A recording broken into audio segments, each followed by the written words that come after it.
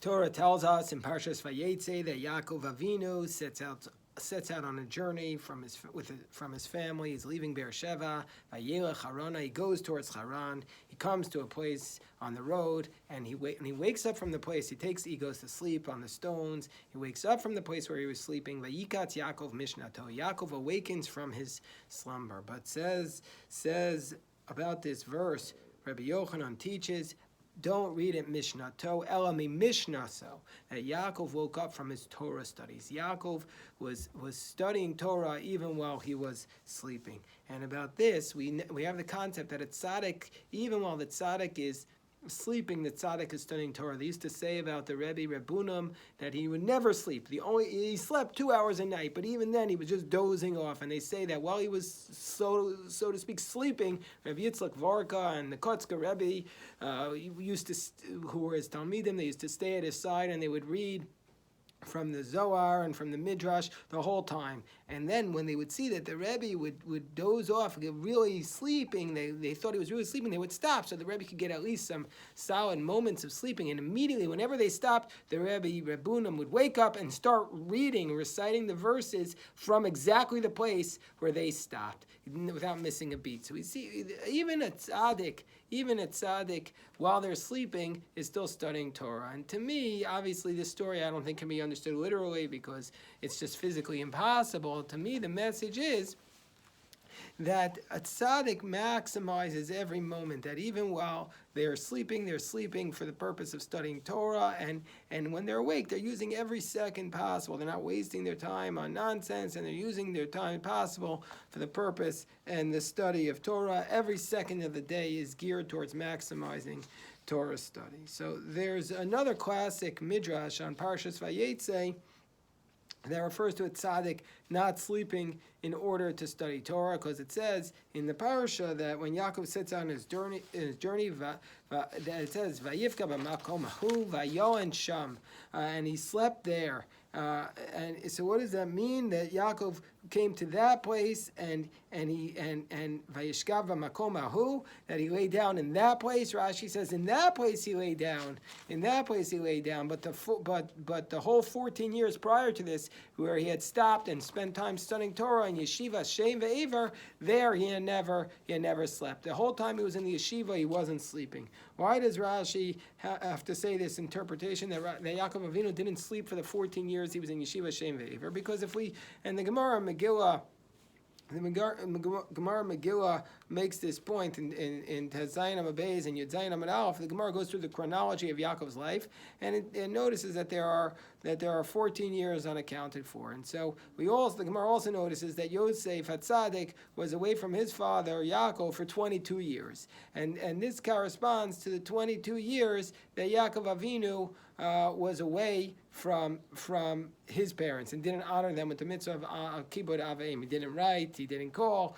So there's another 14 years. There's a 36-year gap. So the Talmud understands that where were those 14 years, and why wasn't Yaakov punished for them? Yosef was only away from Yaakov for 22 years, not 36 years. So for those 14 years he wasn't punished. Why? Because he was studying Torah in yeshiva Shem ve'ever, and since he was studying Torah in that yeshiva, therefore he wasn't punished. But he's only not punished for the time he was studying Torah. So he must not have been sleeping. So that's why Rashi says the concept is that he didn't sleep for all those 14 years. Because if he had slept, he would have been punished for that.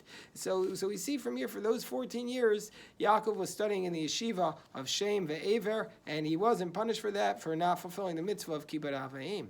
But what is this yeshiva Shem ve'ever? Why did Yaakov have to go and study there? This is a fundamental question. Yaakov Avinu has to go and study when, according to the Gemara, at that point he was 63 years old. He has to go and study at 63 years old in the yeshiva of Shem ve'ever. Who was Shem and who was Aver? Shem was the son of Noach. Aver was the grandson of Shem, the son of Arpachshad. And there are several midrashim that refer to the influence of Shem ve'ever, and so, for example, we know in last week's parasha that when it says that Rivka Vatel Chadrosas Hashem, that who did she go to seek when she was having discomfort with her pregnancy? She went to Shem. She went to ask Shem a question. And so Vatelech addressed us Hashem. So she went to Shem. That's what Rashi says. Also, the Midrash tells us in Bereshit Rabbah that Yitzchak Avinu, after the Akedah, where did he go? He went to study in the yeshiva of Shem Ve'ever. And we're also told that Rashi tells us in the parasha later on that it says that Yosef was the Bem Zikunim to Yaakov Avinu, and it says that Rashi says that Yaakov transmitted to Yosef all the Torah he learned in the yeshiva of Shem Ve'ever. So the question becomes, why did Yaakov Avinu, who studied at the feet of Avraham and Yitzchak, why did he have to go to study from Shem Ve'ever? He had the greatest Rebbeim ever. He had the Avos as his Rebbeim. Now Yaakov has to go to the study in the yeshiva of Shem Ve'ever. What could he possibly learn from them that he didn't learn from Yitzchak and Avram?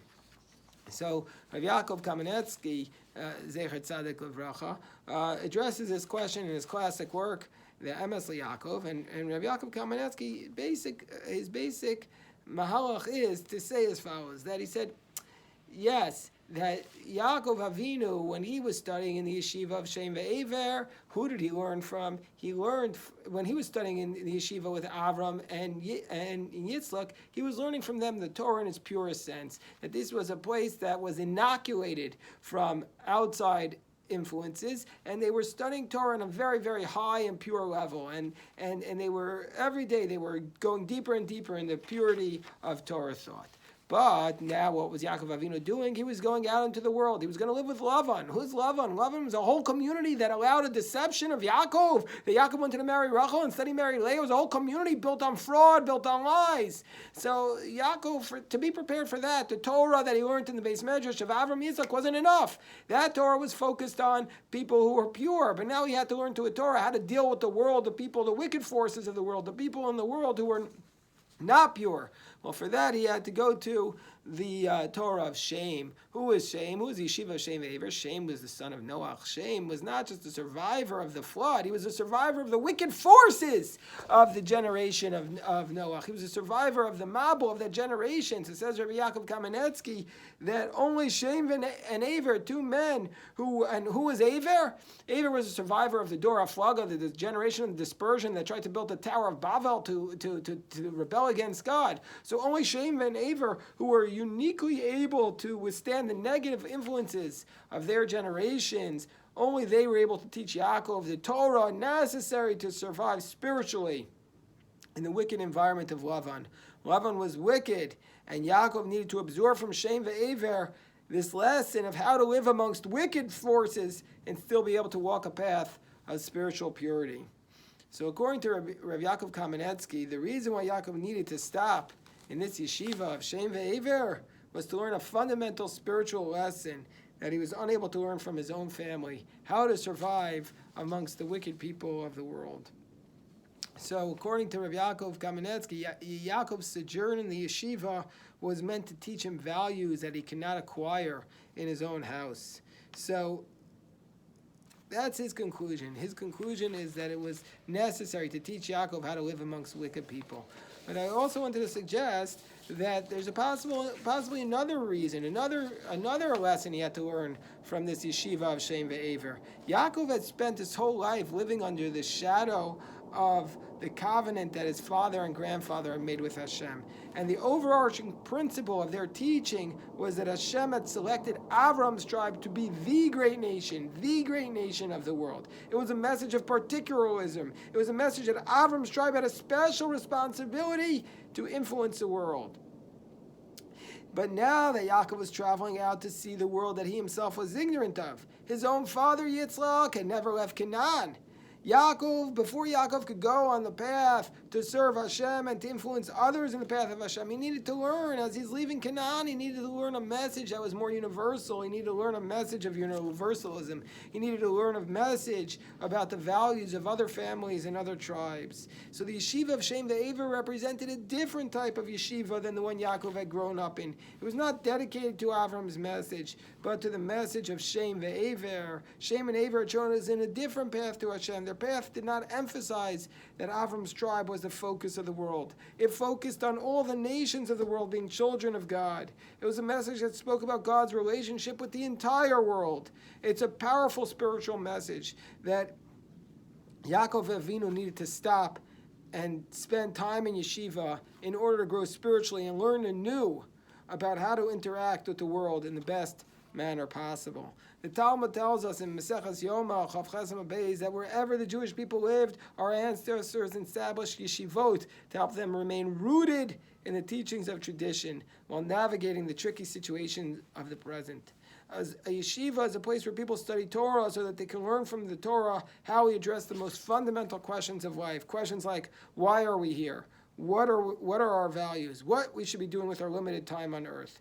Most people, when they think of a yeshiva, think of a place for men with black hats who have no interest in the world around them and are completely divorced from the rest of the world. But at its core, that's not what a yeshiva is about. The yeshiva is about finding a path to Hashem through the study of the most sacred texts. In its purest and truest sense, a yeshiva should really be a place for everyone in the world to come study and to grow spiritually.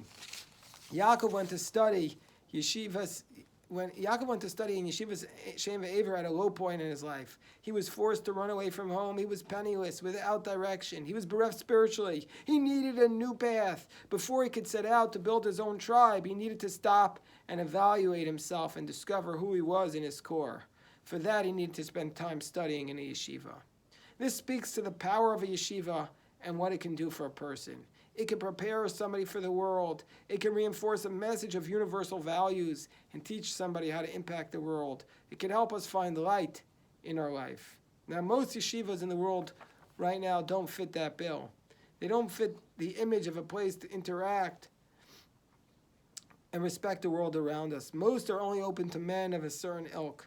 The world is ready for new kinds of yeshivas, a yeshiva that's open to all serious students who are genuinely seeking answers to life's most important questions and would like to use those answers to make a better world.